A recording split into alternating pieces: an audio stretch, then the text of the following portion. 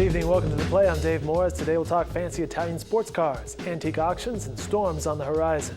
First up, transportation officials say the bridge linking Purcell and Lexington will open on Friday.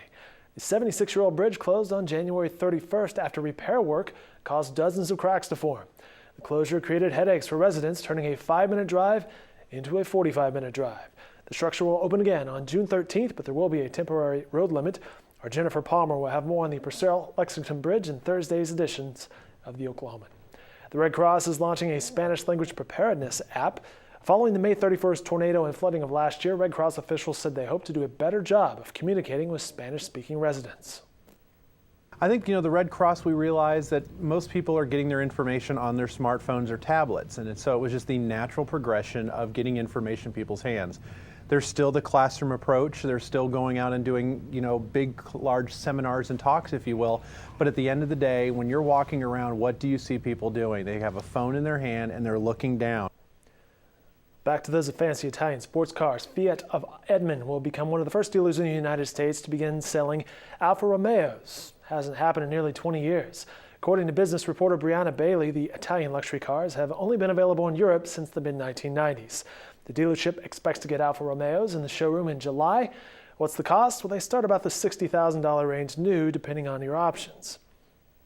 Albert and Maxine Hester had a hobby of collecting and selling antiques, a hobby that spanned 40 years. Since Albert passed away in January, his children have been preparing many of the antiques for auction. More than 2,000 items collected during those 4 decades will be up for sale beginning Friday.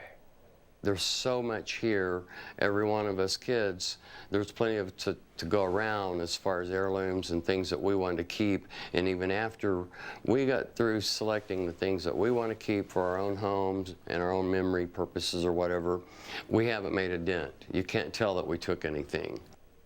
That's a lot of stuff. You can learn more about the numerous antiques and the auction itself by reading Matt Patterson's article in Thursday's Oklahoman.